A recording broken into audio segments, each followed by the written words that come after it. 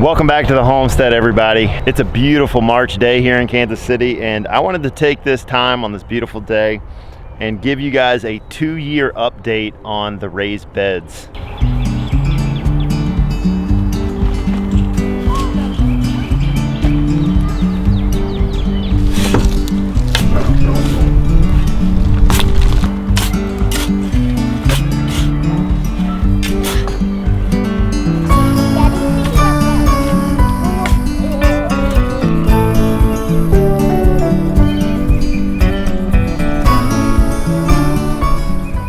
So if you haven't seen the original video where I build this 4x12 raised bed, I did it 2 years ago, like I said, and I'll leave a link down in the description below. You can go check that out. Also, I did a 6-month update video. I'll leave that in the description below as well. And I thought it'd be appropriate now that some time's gone by to update everybody on how these beds are holding up, also what the soil quality is like and how the Hügelkultur method is going, as well as some additional details on stuff that we encountered along the way. So let's get right into it. So the first thing I want to cover is just how well the beds are holding up so far as the wood. As many of you know, if you've seen that original video, I chose to not use treated lumber on these beds. So everything we have here is untreated. So I wanted to show you some of the corners and some of the areas that could potentially break down, right? And so you know, even the cracks that were initially left in some of these pieces of wood from the nails, these are all still in good shape.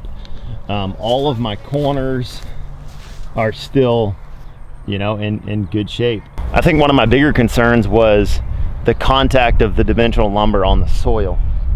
And so let me show you exactly what I'm talking about. So down here, obviously, this is where the lumber contacts the soil, and you can kind of see, you know, that's where rot would start to develop if it was going to develop, which eventually it will.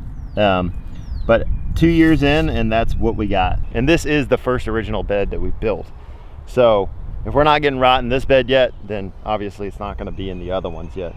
So as far as the wood holding up on the bed, we're good. It's holding together really well. So this is our strawberry bed behind me, and I was coming through the garden with my skid steer and I hit the corner of it and knocked it apart. So let me show you. This is the corner that I kind of destroyed and had to repair.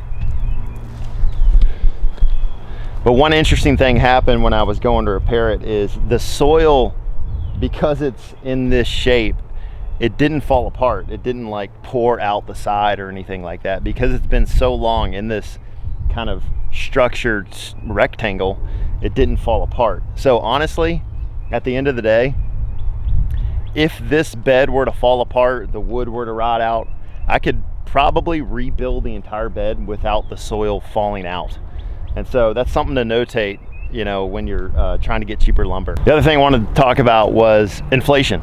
So obviously I built these beds originally for right around just under $100.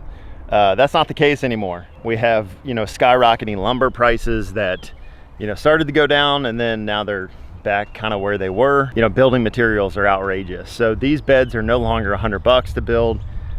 Depending on where you are, they're probably about $250, something like that. The last couple beds that we built, because we're still finishing off the raised bed garden here, I think we spent around $250. So if you watch that original video and you go to build one for $100 and you realize, oh, that's not going to work anymore, it's because that was 2 years ago, and now it's going to be more than double the price. All right, let's talk about soil. So as many of you know, if you watch that original video, we got our soil from a local organic soil supplier here in Kansas City. We liked it okay. It wasn't the best soil. We felt like it had a little bit too much sand in it, and which didn't allow for some of the water to actually saturate into the bed. But the biggest thing is we have dropped our soil level, you know, probably 6 inches here in this first bed. This bed was originally filled up all the way to the top. And because we're using the Hügelkultur method, I'll leave a link in the description below. You can learn more about Hügelkultur from one of my other videos, or if you want to look more into it, just research it. But basically you put, you know, sticks, logs, leaves, all that good organic material at the bottom of your bed and then you put your soil on top. That way when it breaks down, it holds some of that moisture, and then you get some good organic material, lots of nutrients that develop over time. So it's really a long-term plan here for the beds. So because of that, you know, over time this soil sinks in to the cracks and crevices of every piece of material we have below on the bottom of the bed, and we lose a lot of soil. We don't lose it, but it sinks in every single year.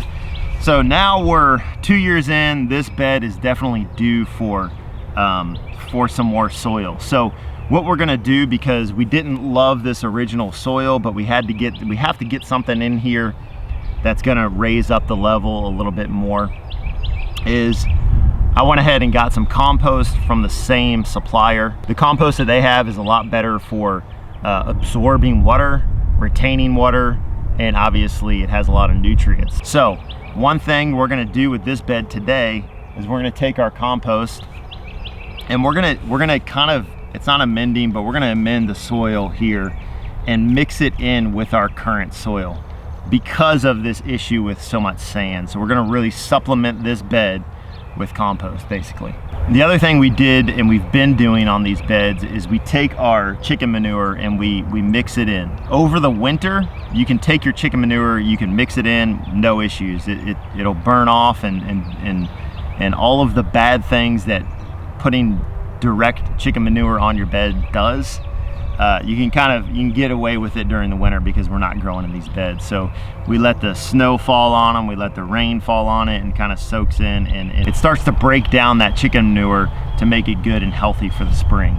So we've been amending these beds with chicken manure, and then like I said, today we're gonna go ahead and raise up this level and put some compost into the soil.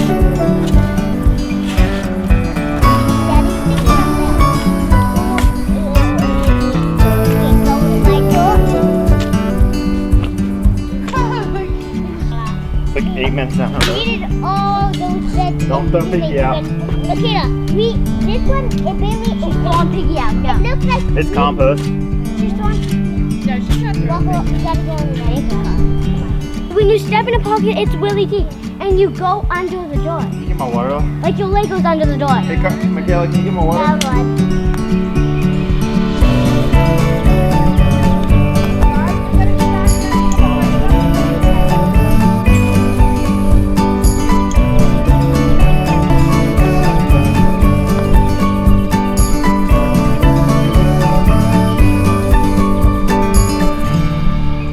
All right, so man, that was a full day. You might be wondering why we were stepping on the beds and pretty much stomping on them. I had the kids go through and just stomp on every part of the bed. I was doing that because the soil's starting to sink down into the cracks and crevices, and so when you step on a spot, you're literally, your whole foot would go through one of the areas. And so I want to close some of those air pockets. They're nice to some degree, but not that big. They were very big air pockets. So wanted to close those up, get more soil in those cracks and crevices. So that's why we were walking on them, plus the convenience of just being able to do that. All right, so we got these beds filled up. We actually did a mixture of the compost and the soil mix that our local soil supplier sells, and we're super happy with it. Turns out it's much better than the last load we got. They actually sell a raised garden bed mix that has fine pine in it, which is, come on, get away from me, pig. All right, let's take an intermission, say hi to Thunder. She's annoying me right now, rooting up my legs and everything.